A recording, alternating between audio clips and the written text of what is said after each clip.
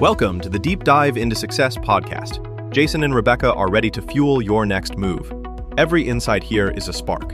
Ignite change. Seize the moment. Take action today and shape your tomorrow. Check us out by listening. And if you like what you hear, don't forget to subscribe to receive notifications when new content is available. Okay, so today we're doing a deep dive into something crucial for anyone in sales, really. Why do so many lead calls, hit a wall immediately? Yeah, it's a huge conversion gap we're seeing. And the sources we looked at point to something pretty fundamental, traditional scripts. They often fail on a biological level. Biologically, you mean like a reflex? Exactly. Think of it like this. A robotic, predictable sales pitch sounds like, a sales pitch. It flags you as a potential threat to the prospect's oldest part of the brain, the reptilian brain. Ah, the fight or flight thing. Precisely. Yeah. So they react defensively. You get that instant not interested or I'm busy. The door slams shut before you even start. It's just a pattern they recognize and block. So the old way, just playing the numbers game, hitting call after call, it's fundamentally flawed because of this reaction. It really is. The solution isn't more calls. It's moving to what our sources call a skills game. It's about genuine human connection.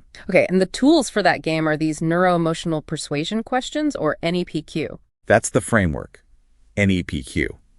It's designed specifically to disarm that initial defensiveness and, crucially, reframe the whole conversation away from cost towards the results they actually want. Right. Makes sense.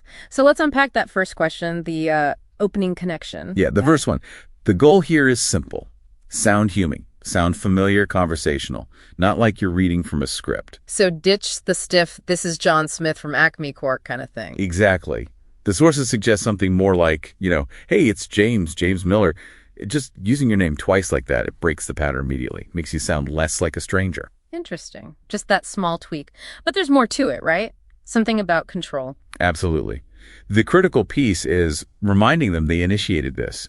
You might say something like, you'd asked us to give you a call back about whatever they inquired about. Okay, you asked us. So that puts the ball back in their court mentally. It does. It subtly shifts the dynamic. They acknowledge needing something, so they're less likely to just shut you down instantly.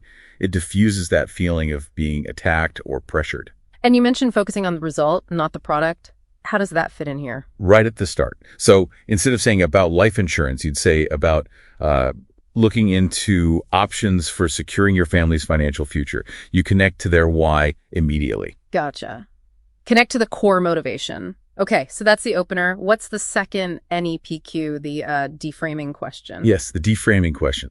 This one's really key because it's neutral, it's open-ended, and it gets them talking about their specific situation, their story. How does that work? What's the phrasing? The sources suggest something very specific, like, so when you were going through the information online, what was it, that caught your eye? What caused you to want to look into this further? Ah, okay. So it's not leading, it's just curious. Exactly. It invites them to share their reasons.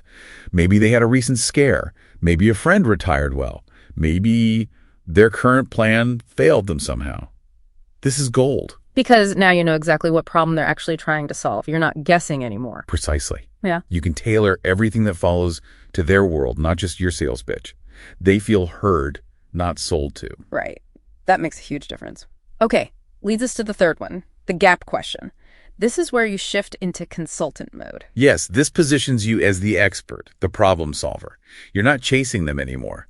You're evaluating if and how you can help. How do you frame that one? You basically state the purpose of the call is to understand their current situation versus their desired one. So part of the reason for the call is just to find out maybe what results you're getting now.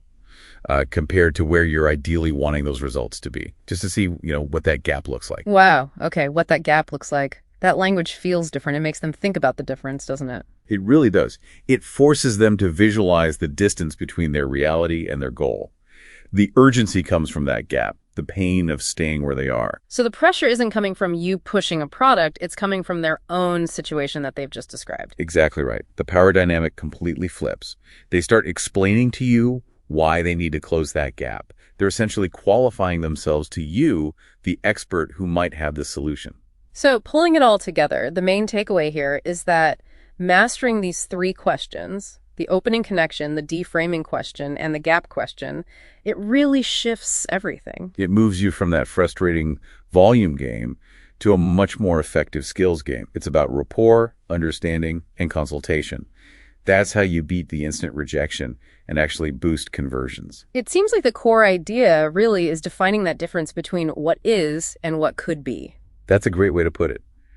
Identifying that gap is where the motivation truly comes from. So here's something for you, the listener, to think about. If shifting from just selling to consulting, or from just stating a problem to defining that gap is so powerful, where else in your life or career could clearly defining the gap between your current reality and your desired future unlock some real motivation or action? Something to mull over. Thanks for diving deep with us on this episode of the Deep Dive into Thriving Successfully.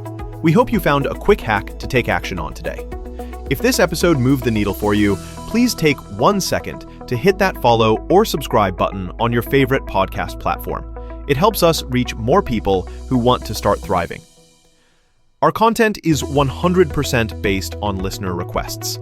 We want to cover the topics you struggle with. Drop your episode suggestions in the comments or send us an email directly at deepdive@lfeg.info. And the best way you can help us is to share this episode with a friend or colleague you care about.